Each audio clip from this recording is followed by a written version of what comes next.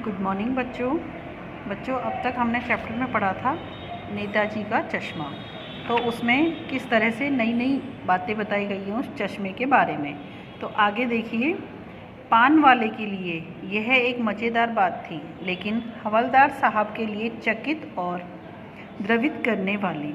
यानी वह ठीक ही सोच रहे थे। मूर्ति के नीचे लिखा था, मूर्तिकार मास्टर मोतीलाल वाकई कस्बे का अध्यापक था। बेचारे ने महीने भर में मूर्ति बनाकर पटक देने का वादा कर दिया होगा, बना भी ली होगी, लेकिन पत्थर में पारदर्शी चश्मा कैसे बनाया जाए। पारदर्शी यानी ट्रांसपेरेंट जो होता है वो। तो यहाँ अध्यापक जी को 1 महीने का समय मिला था, तो उन्होंने जल्दी जल्दी में जो मूर्ति तो बना ली थी, लेकिन पारदर्शी चश्मा कैसे बनाया जाए, यानी कांच वाला, यह तय नहीं कर पाया होगा, या कोशिश की होगी और असफल रहा होगा, या बनाते बनाते कुछ और बारीकी के चक्कर में चश्मा टूट गया होगा। यहाँ वो कल्पना के आधार पर कह रहा है कि मास्टर जी के साथ क्या क्या घटनाएं घटी होंगी कि इतनी जल्दी मूर्ति तो बना दी लेकिन चश्मा नहीं बन पाया होगा, और फिर कुछ छोटी मोटी कमी रह गई हो या चश्मा टूट गया हो। तो ये सारी बातें वो कल्पना के आधार पर सोच रहे हैं लेखक। या पत्थर का चश्मा अलग से बनाकर फिट किया गया होगा और वह निकल गया होगा। उफ, हालदार साहब को यह सब कुछ बड़ा विचित्र और कौतुक भरा लग रहा था। विचित्र और कौतुक यानी कि उनकी जिज्ञासाएं और बढ़ती जा रही थी कि ऐसा क्यों हुआ होगा। इन्हीं ख्यालों में खोए खोए पान के पैसे चुकाकर चश्मे वाले की देशभक्ति के समक्ष नतमस्तक होते हुए भी वह जीप की तरफ चले। फिर रुके, पीछे मुड़े और पान वाले के पास जाकर पूछा, क्या कैप्टन चश्मे वाला नेताजी का साथी है या आज़ाद हिंद फौज का भूतपूर्व सिपाही। देखिए यहाँ क्या पूछ रहे हैं वो, कि कैप्टन जो है वो चश्मे वाले नेताजी के साथी हैं, आज़ाद हिंद फौज के भूतपूर्व। आज़ाद हिंद फौज के जो नेता थे वो थे सुभाष चंद्र बोस जी, तो उनके लिए यहाँ ये बात कही गई है। पान वाला नया पान खा रहा था। पान पकड़े अपने मुंह को, हाथ को मुंह से 1.5 इंच दूर रोककर उसने हालदार साहब को ध्यान से देखा। फिर अपनी लाल काली बत्ती सी दिखाई और मुस्कुराकर बोला, नहीं साहब, वो लंगड़ा क्या जाएगा फौज में, पागल है पागल। वो देखो, वो आ रहा है, आप उसी से बात कर लो, फ़ोटो वोटो छपवा दो उसकी कहीं। तो ये कह रहे हैं कि वो कोई फ़ौज में सिपाही नहीं था, वो तो पैर से अपाहिज था, यानी कि उसको पैर, वो जैसे लंगड़ा बोला है यहाँ कि वो फ़ौज में कैसे जाएगा, वो तो पागल है पागल, उसी ने ये मूर्ति बनाई है और उसकी कोई फ़ोटो वोटो छपवा दो। तो उसको इन चीज़ों का शौक़ था। हालदार साहब को पान वाले द्वारा एक देशभक्ति का इस तरह मजाक उड़ाया जाना अच्छा नहीं लगा।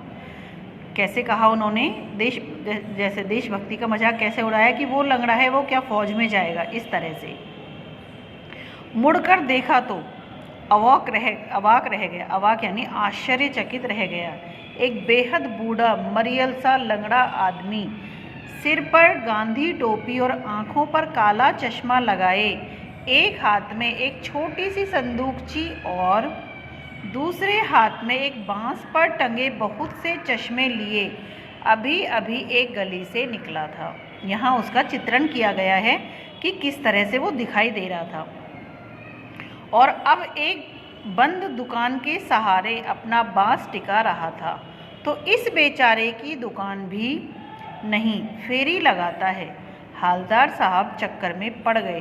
पूछना चाहते थे, इसे कैप्टन क्यों कहते हैं, क्या यही इसका वास्तविक नाम है, लेकिन पान वाले ने साफ बता दिया था कि अब वह इस बारे में और बात करने को तैयार नहीं।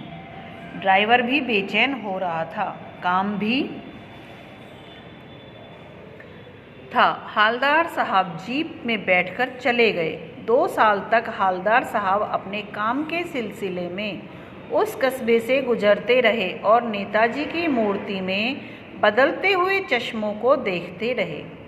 कभी गोल चश्मा होता तो कभी चौकोर, कभी लाल कभी काला, कभी धूप का चश्मा, कभी बड़े कांचों वाला गोगो चश्मा, पर कोई ना कोई चश्मा होता जरूर था। उस धूल भरी यात्रा में हालदार साहब को कौतुक और प्रफुल्लता के कुछ क्षण देने के लिए फिर एक बार ऐसा ही हुआ कि मूर्ति के चेहरे पर कोई भी कैसा भी चश्मा नहीं था। उस दिन पान की दुकान भी बंद थी, चौराहे की अधिकांश दुकानें बंद थी। अब यहाँ देखिए क्या कह रहे हैं, हालदार साहब को फिर कौतुक था और प्रफुल्लता थी कि एक जोश था, एक प्रसन्नता थी कि कुछ मतलब ऐसे क्षण वो इस मूर्ति के लिए देते ही थे, अपने समय में से निकालकर वो इस मूर्ति का निरीक्षण करने आते ही थे कि अब वहाँ क्या बदलाव मिलेगा मुझे उस मूर्ति में।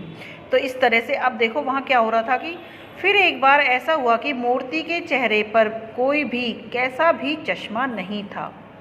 उस दिन पान की दुकान भी बंद थी, चौराहे की अधिकांश दुकानें बंद थी। देखो कोई ऐसी दुर्घटना घटी है जिसके कारण मूर्ति के पास तो कोई भी कैसा भी चश्मा नहीं था, पूरा मार्केट बंद था और चौराहे की सारी दुकानें सब बंद थी और पान की दुकान भी बंद थी। तो हालदार साहब को तो बेचैनी होनी है। अब देखिए क्या करते हैं वो, अगली बार भी मूर्ति की आंखों पर चश्मा नहीं था। हालदार साहब ने पान खाया और धीरे से पान वाले से पूछा, क्यों भाई क्या बात है, आज तुम्हारे नेताजी की आंखों पर चश्मा नहीं है?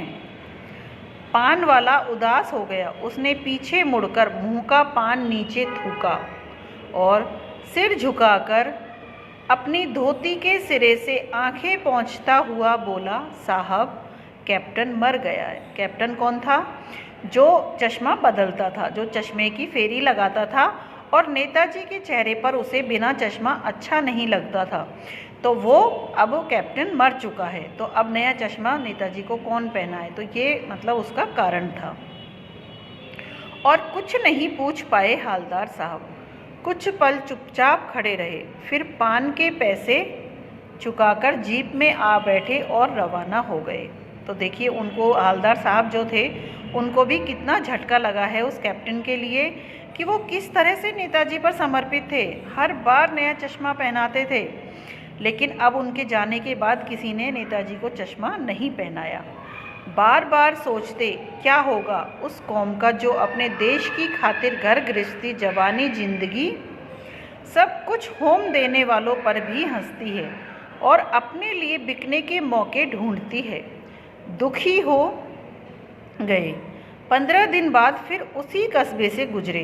कस्बे में घुसने से पहले ही ख्याल आया कि कस्बे की हृदय स्थली में सुभाष जी की प्रतिमा अवश्य ही प्रतिष्ठापित होगी। हृदय स्थली यानी कि जिस कस्बे में वो गए थे उसका बीचों बीच, हृदय स्थली यानी कि शहर के बीचों बीच सुभाष जी यानी सुभाष चंद्र बोस की मूर्ति या प्रतिमा अवश्य ही वहाँ प्रतिष्ठापित होगी। लेकिन सुभाष जी की आंखों पर चश्मा नहीं होगा क्योंकि मास्टर बनाना भूल गया और कैप्टन मर गया। सोचा आज वहाँ रुकेंगे नहीं, पान भी नहीं खाएंगे, मूर्ति की तरफ देखेंगे भी नहीं, सीधे निकल जाएंगे। ड्राइवर से कह दिया चौराहे पर रुकना नहीं है, आज बहुत काम है, पान आगे कहीं खा लेंगे। मतलब उनको इतना गहरा आघात लगा, इतनी चोट पहुंची कि नेताजी की आंखों पर चश्मा नहीं होगा और वो कैप्टन मर चुका है, मास्टर जी वो चश्मा बनाना भूल गए थे। तो वो वहाँ रुकना ही नहीं चाहते थे, उनको अब वहाँ से कोई लगाव नहीं रहा। लेकिन आदत से मजबूर आंखें चौराहे आते ही मूर्ति की तरफ उठ गई। कुछ ऐसा देखा कि चीखे रोको। उन्होंने चौराहे पर पहुंचते ही कुछ ऐसा देखा कि आंखें तो कहाँ मूर्ति की तरफ ही जाती थी, लेकिन उन्होंने वहाँ कुछ ऐसा देखा, चीखे एकदम से और रोको। जीप स्पीड में थी। ड्राइवर ने ज़ोर से ब्रेक मारे। रास्ता चलते लोग देखने लगे। जीप रुकते न रुकते हालदार साहब जीप से कूदकर तेज तेज कदमों से मूर्ति की तरफ लपके और उसके ठीक सामने जाकर अटेंशन में खड़े हो गए। देखो अब क्या होता है, कुछ नया हुआ होगा। मूर्ति की आंखों पर सरकंडे से बना छोटा सा चश्मा रखा हुआ था, जैसे बच्चे बना लेते हैं। हालदार साहब भावुक हैं, इतनी सी बात पर उनकी आंखें भर आई। देखो कैसा, मतलब कहते हैं ना कि देश के जो हमारे शहीद थे उनके लिए कैसा वो किया है कि अब आँखों पर सरकंडे यानी कि गोबर से बना हुआ चश्मा लगा दिया है, जैसे बच्चे लगा देते हैं। और वो इस दृश्य को देखकर आंखें भर आई उनकी। उनको वो सहन नहीं हुआ कि किस तरह से ये अपमानित कर रहे हैं। एक कैप्टन ने पूरे मतलब मूर्ति को संभाल रखा था, हर बार नया चश्मा पहनाकर। तो यहाँ लेखक को ये सारी चीज़ें दिल को बहुत हर्ट कर गई, जैसे उनको यूँ कहना कि वो बहुत उससे दुखी हुए इस चीज़ को देखकर कि किस तरह से उन्होंने जो नेताजी की वो थी प्रतिमा, उस पर इस तरह का चश्मा देखा। तो बच्चों यहाँ तक अपना चैप्टर कंप्लीट हो गया है, आपको समझ में आया होगा। देखिए इसके क्वेश्चन आंसर। सेनानी न होते हुए भी चश्मे वाले को लोग कैप्टन क्यों कहते थे? हालदार साहब ने ड्राइवर को पहले चौराहे पर गाड़ी रोकने के लिए मना किया था, लेकिन बाद में तुरंत रोकने को क्यों कहा? अभी अपन ने पढ़ा था ये। तो इस तरह से अपना ये चैप्टर यहाँ खत्म होता है। आप क्वेश्चन देखेंगे तो आपको समझ में आ जाएगा। बाकी मैं क्वेश्चन भेजूँगी, उसको आप अपनी हैंडराइटिंग, सुंदर हैंडराइटिंग में अपनी नोटबुक में करेंगे। Thank you.